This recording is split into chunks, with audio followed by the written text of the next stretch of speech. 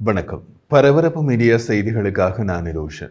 சிரியாவின் புதிய தலைவர்கள் நாட்டை ஆளும் ஏற்பாடுகளை கவனிக்க தொடங்கியுள்ளார்கள். சிரியாவின் எதிர்காலம் பற்றி விவாதிக்கவும் பஷார் அல் அசாத்தை ஜனாதிபதி பதவியிலிருந்து வீழ்த்திய இயக்கங்களுடன் தமது உறவுகளை வடிவமைக்க உலக வல்லரசுகள் தமது ராஜதந்திரிகளை மத்திய கிழக்கு பிராந்தியத்திற்கு அனுப்பியுள்ளனர்.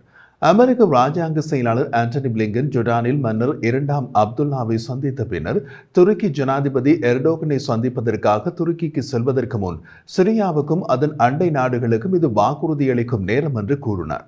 சன்னி இஸ்லாமிய இயக்கத்தின் தலைமையிலான சிரியாவின் புதிய அரசாங்கத்தின் மீதான அமெரிக்கா உட்பட மேற்கு நாடுகளின் அணுகுமுறை மாறுபட்டதாக இருக்கப் போகிறது. சிரியாவின் புதிய ஆட்சியாளர்கள் ஹயாத் டக்ரீர் அல் ஷாம் அல்லது HTS ஐநா, அமெரிக்கா மற்றும் பிரிட்டனால் தீவிரவாத அமைப்பு என்று முன்பு முத்திரை குத்தப்பட்டது. HTS இயக்கத்தின் நடவடிக்கைகளை பார்க்கும்போது அவர்கள் மீதான தீவிரவாத முத்திரை விரைவில் அகற்றப்படும் என்றே தெரிகிறது. மீதி HTS இயக்கத்தின் எதிர்கால நடவடிக்கைகளை பொறுத்தது. ஆப்கானிஸ்தானில் தலிபான் ஆட்சி அமைத்ததை விட இங்கு முற்றிலும் மாறுபட்ட சூழ்நிலை காணப்படுகிறது. ஆண்டனி பிளிங்கன் புதிய ஆட்சி பற்றி கூறிய போது சிறுபான்மையினரின் பாதுகாப்பு உட்பட மனித உரிமைகளின் அடிப்படை கொள்கைகளை மதித்து சிரியாவை உறுதிப்படுத்துவது அவசியம். அதே நேரத்தில் IS போன்ற இயக்கங்களால் தீவிரவாதத்திற்கான தளமாக சிரியா பயன்படுத்தப்படவில்லை என்ற சூழ்நிலை ஏற்படுத்தப்பட வேண்டும் என்று தெரிவித்தார். அவரும் அமெரிக்க தேசிய பாதுகாப்பு ஆலோசகரான ஜேக் சுலைமனும் நேற்று வியாழக்கிழமை இஸ்ரேலுக்கு ஒரு செய்தியை வழங்கினார்கள். சிரியா இஸ்ரேலிய எல்லையில் உள்ள ஒரு இடையக மண்டலத்தின் கட்டுப்பாட்டை எடுத்துள்ள இஸ்ரேல் சிரியாவில் அதன் இராணுவ இருப்பு தற்காலிகமானதாக இருக்க வேண்டும் என்று கூறினார்கள். கடந்த வார இறுதியில் அசாத் அரசாங்கம் வீழ்ந்த பின்னர் இஸ்ரேல் அந்த பகுதிக்குள் துருப்புக்களை நகர்த்தியது. அசாத் ஆட்சியின் இராணுவ சொத்துக்களுக்கு எதிராக நூற்றுக்கணக்கான விமான தாக்குதல்களை நடத்தியது. சிரிய, ஈரானிய இராணுவம் மற்றும் ஹெஸ்போல்லாவின் வெளியேற்றத்தால் சிரியாவில் வெற்றிடத்தை தீவிரவாத இயக்கங்கள் பயன்படுத்திக் கொள்ளலாம். அத்துடன் சிரிய இராணுவத்தால் கைவிடப்பட்ட ஆயுதங்களை கைப்பற்றி இஸ்ரேலை தாக்கக்கூடும் என்று இஸ்ரேல் எமது நடவடிக்கைகளுக்கு காரணம் கூறியது. அந்த வெற்றிடத்தை தீவிரவாத இயக்கங்கள் நிரப்புவது சாத்தியமே என்று இஸ்ரேல் கருதுகிறது.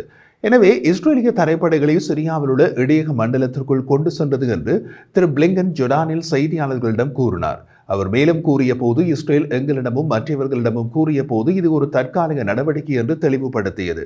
இந்த வெற்றிடம் மோசமான இயக்கம் ஒன்றால் நிரப்பப்படவில்லை என்பதை உறுதிப்படுத்துவதற்காக அங்கு இஸ்ரேலிய படைகள் தரைத்துள்ளன என்று தெரிவித்தார். திரு சுலைமன் இஸ்ரேலிய பிரதமர் பெஞ்சமின் நேதன்யாகுவை சந்தித்த பின்னர் இடையக பகுதிக்குள் துருப்புக்களை அனுப்பும் இஸ்ரேலின் முடிவு தர்க்க ரீதியானது மற்றும் அதன் தற்காப்பு உரிமைக்கு இசைவானது என்று கூறினார்.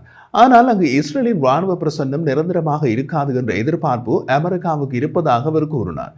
இஸ்ரேலிய துருப்புக்கள் சிறிய பிரதேசத்தில் தற்காலிகமாக தங்கியிருப்பார்கள் என்று திரு நேதன்யாகு கூறினார். ஆனால் அவர்கள் வெளியேறுவதற்கான திட்டவட்டமான காலக்கெடுவை வழங்கவில்லை. 50 ஆண்டுகளுக்கு மேலாக ஆட்சி செய்த அல் அசாத் குடும்ப ஆட்சியினை வீழ்த்திய இயக்கங்களின் கூட்டணி ஹயாத் டக்ரீர் அல் ஷாம் இயக்கத்தால் வழிநடத்தப்பட்டது. HTS இயக்கம் ஒரு காலத்தில் அல் காய்தாவுடன் இணைந்து செயற்பட்டது. ஆனால் HTS இயக்கத்தின் தலைவர்கள் நீண்ட காலத்திற்கு முன்பே உலகளாவிய ஜிகாத் என்ற இலக்கை கைவிட்டதாக கூறியுள்ளார்கள். சிரியாவில் உள்ள அனைத்து பிரிவினருடனும் இணைந்து பணியாற்றுவதாகவும் கூறியுள்ளனர்.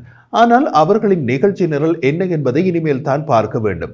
சிரியாவுக்கு உதவிகளை அனுப்பவும் HTS இயக்கத்துடன் தொடர்புகளை பேணவும் ஹயாத் டக்ரீர் அல் ஷாமிலிருந்து தீவிரவாத முத்திரையை சர்வதேச சமூகம் அகற்ற வேண்டும் என்ற குரல்கள் மேற்கு நாடுகளில் ஒலிக்கின்றன.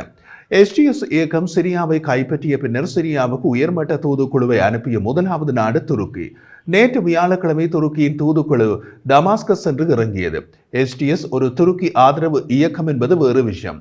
துருக்கியின் தேசிய உளவுத்துறை MITயின் தலைவர் இப்ராஹிம் கலீன் சிரியாவின் தலைநகரான டமாஸ்கஸில் துருக்கி தொலைக்காட்சியில் காட்டப்பட்ட காட்சிகளில் காணப்பட்டார்.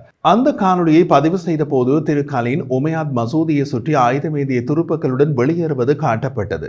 சிரியா HTS இயக்கத்தின் தலைவர் அக்மத் அல் ஷாரா என்றும் அறியப்பட்டு அபு முஹம்மது அல் ஜோலானி தமது வெற்றியை நினைவுகூரும் விதத்தில் டமாஸ்கஸ் நகரின் பல பகுதிகளுக்கும் பயணம் செய்தார். துருக்கியின் தேசிய உளவுத்துறை MIT திரு கலீன் டமாஸ்கஸ் பயணம் குறித்து உடனடியாக கருத்து தெரிவிக்கவில்லை. ஆனால் சிரியாவின் வடகிழக்கில் அமெரிக்க ஆதரவு பெற்ற குர்திஷ் படைகளுக்கு எதிராக துருக்கி படைகள் மற்றும் துருக்கி ஆதரவு இயக்கத்தினரின் புதிய தாக்குதல்கள் பற்றி திரு பிளிங்கன் சுட்டிக்காட்டியதால் இந்த பயணம் வந்தது.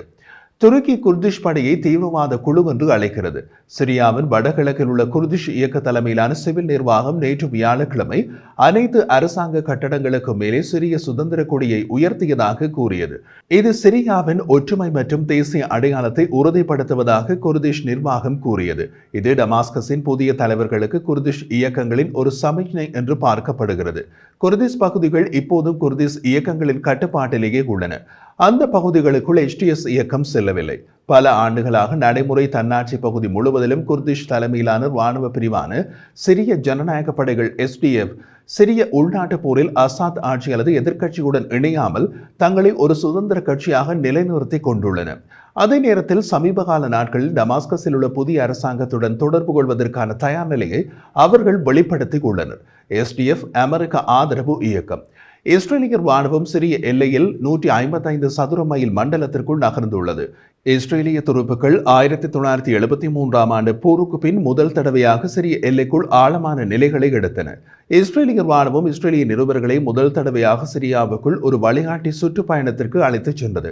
சுற்றுப்பயணத்தில் காணொளி வெறிச்சோடிய சிரிய ராணுவ கோட்டைகள் என்று கூறப்பட்ட இடங்களை பல இஸ்ரேலிய ஊடகங்களில் ஒளிபரப்பப்பட்டது. நாங்கள் சிறிது காலம் இங்கு இருப்போம் என்பது தெளிவாகிறது என்று உள்ளூர் ராணுவ தளபதி பெனிகட்டா இஸ்ரேலில் ஊடகங்களுக்கு அளித்த பேட்டியில் கூறினார். திரு நேதன்யாகுவின் அலுவலகம் இடையக மண்டலத்தில் 1974ஆம் ஆண்டு போர் நிறுத்தத்தை நடைமுறைப்படுத்தும் ஒரு பயனுள்ள படை இருக்கும் வரை இஸ்ரேலிய துருப்புக்கள் சிரிய பிரதேசத்தில் இருப்பார்கள் என்று கூறியது.